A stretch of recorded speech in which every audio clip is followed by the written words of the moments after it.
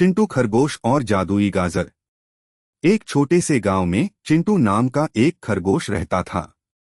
चिंटू बहुत ही नटखट और जिज्ञासु था। उसे नई नई चीजें खोजना और सीखना बहुत पसंद था। एक दिन चिंटू जंगल में घूम रहा था। घूमते घूमते वह एक अजीब सी जगह पर पहुंच गया। वहां उसने एक चमकदार गाजर देखी। वह गाजर सामान्य गाजर से बहुत अलग थी। उस गाजर को देखते ही चिंटू के मुंह में पानी आ गया। उसने गाजर को उठाया और उसे खाने ही वाला था कि तभी एक बूढ़ी परी वहां प्रकट हुई। परी ने कहा, चिंटू, यह जादुई गाजर है। इसे खाने से तुम्हें कोई भी एक इच्छा पूरी करने का मौका मिलेगा, लेकिन याद रखना, इसका इस्तेमाल सोच समझकर करना। चिंटू बहुत खुश हुआ। उसने परी को धन्यवाद दिया और गाजर लेकर घर की ओर भागा। घर पहुंचकर चिंटू सोचने लगा कि वह अपनी इच्छा क्या मांगे। वह बहुत देर तक सोचता रहा। उसे समझ नहीं आ रहा था कि वह क्या मांगे। अगले दिन चिंटू के गांव में एक बड़ी समस्या आ गई। गांव की नदी सूख गई थी। गांव के सभी लोग बहुत परेशान थे। पानी के बिना जीना बहुत मुश्किल था। चिंटू ने गांव वालों को परेशान देखा तो उसे जादुई गाजर की याद आई। उसने सोचा कि उसे अपनी इच्छा गांव वालों की मदद के लिए इस्तेमाल करनी चाहिए। चिंटू भागकर उस जादुई गाजर को लेकर गांव के बीच में पहुंचा।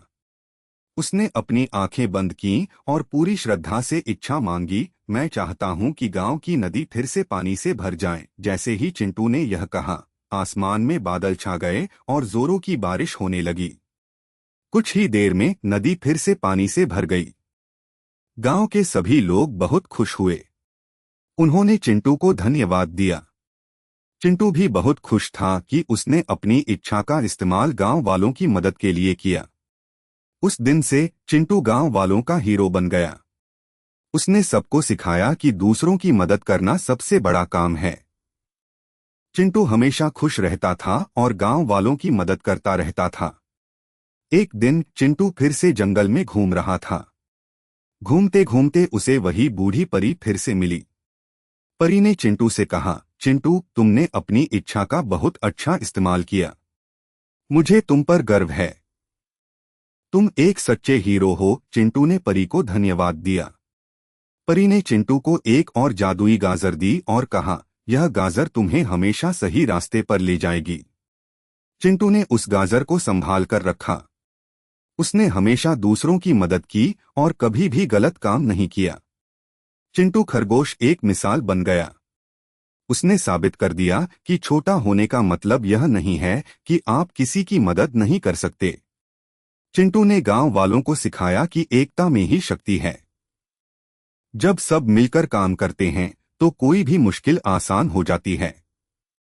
चिंटू के गांव में हमेशा खुशियां रहती थीं। सब लोग मिलजुल कर रहते थे और एक दूसरे की मदद करते थे। चिंटू खरगोश हमेशा याद रखा जाएगा। उसकी कहानी हमेशा लोगों को प्रेरणा देती रहेगी। एक शाम चिंटू अपने दोस्तों के साथ नदी के किनारे बैठा था।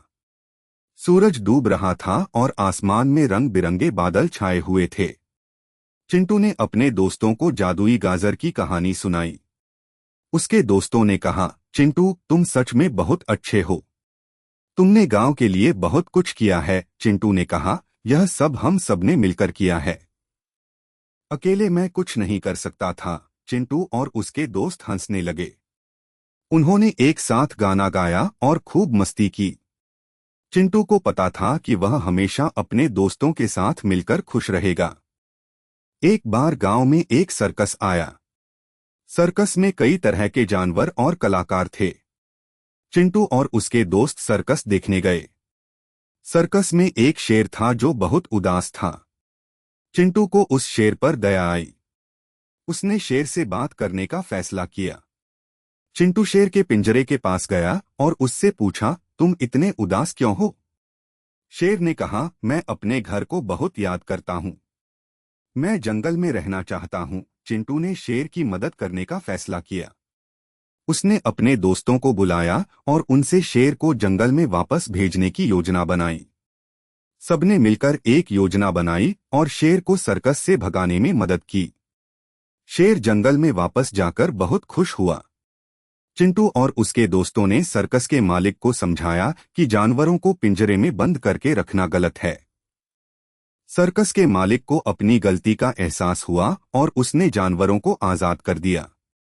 चिंटू ने एक बार फिर साबित कर दिया कि वह कितना दयालु और समझदार है। चिंटू खरगोश हमेशा दूसरों की मदद करता रहेगा। चिंटू की कहानी हमें सिखाती है कि हमें हमेशा दूसरों के प्रति दयालु रहना चाहिए और उनकी मदद करनी चाहिए। चाहे हम कितने भी छोटे हों, हम हमेशा किसी न किसी की मदद कर सकते हैं। हमें कभी भी हार नहीं माननी चाहिए और हमेशा अच्छे काम करते रहना चाहिए। दोस्तों, क्या आपको चिंटू खरगोश की कहानी पसंद आई?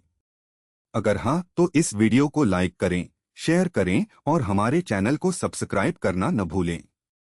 धन्यवाद। हमें हमेशा दूसरों की मदद करनी चाहिए और कभी भी हार नहीं माननी चाहिए।